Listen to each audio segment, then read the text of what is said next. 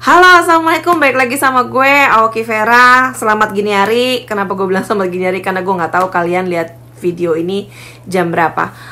Langsung aja, udah lama gue nggak bikin video. Banyak banget video yang pengen gue angkat. Sebetulnya udah banyak banget yang pengen gue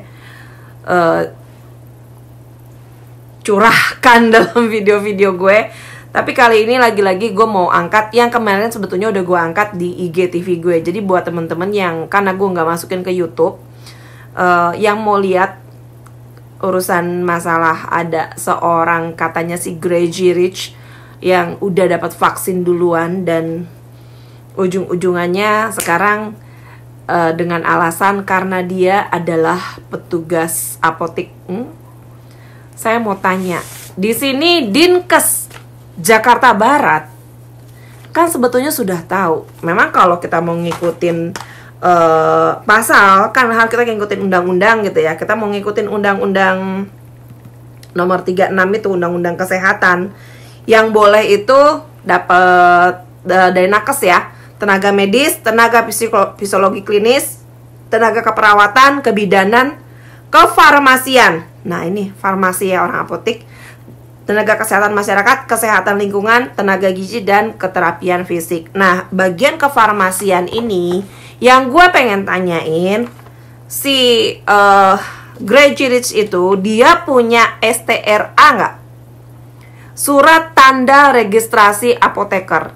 Jangan nanti bikin surat keterangan seperti yang sudah dia bikin ya. Entah siapa yang bikin. Di sini ada surat keterangan dari Apotik Bumi Green Garden, Komplek Green Garden Jakarta Barat. Surat keterangan kerja yang bertanda tangan di bawah ini adalah Hendry Sujono. Ini ada di sini lengkap, nanti gua lampirin di sini ya.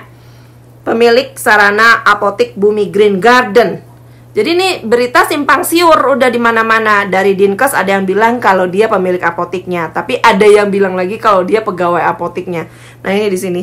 Terus lengkap apa gitu kan? Nama Helena. Nah namanya ini juga tidak lengkap. Di sini hanya tertulis Helena, sedangkan namanya adalah Helena Lim.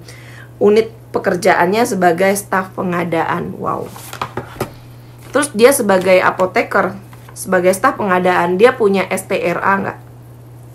Sedangkan setahu gue untuk mendapatkan vaksin dia harus dapat surat undangan dulu, harus daftar dulu di web tertentu. Udah dapat daftar di web tertentu baru bisa dapat panggilan untuk bisa disuntikan vaksin.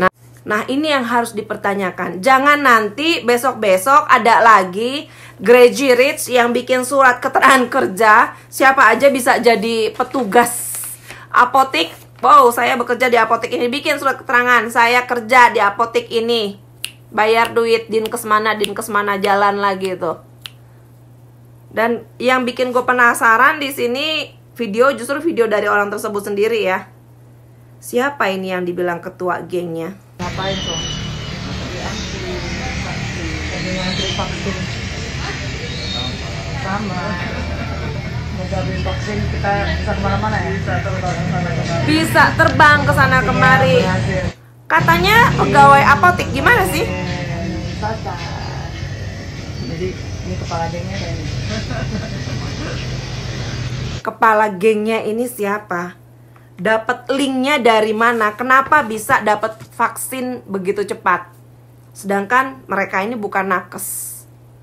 Nah ini yang saya rasa dari Kemenkesnya, Bapak Menteri Kesehatan harus memberikan tindakan tegas kepada Dinkes Jakarta Barat dan ditelusuri dengan baik.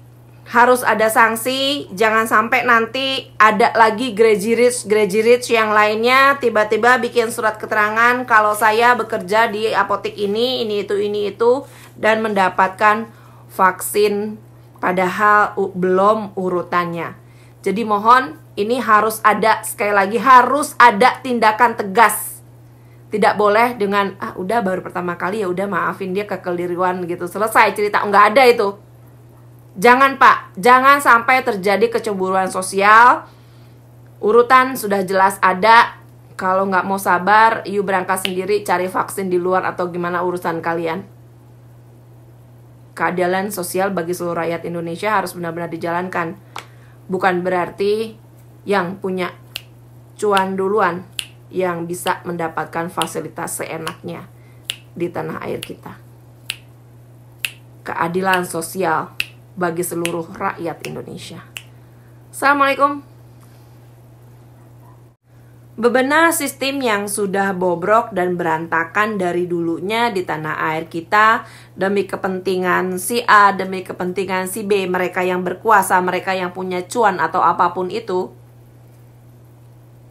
Kalau kita tidak mulai dari diri kita sendiri, bagaimana kita bisa mewariskan hal yang baik-baik di tanah air kita kepada penerus kita selanjutnya?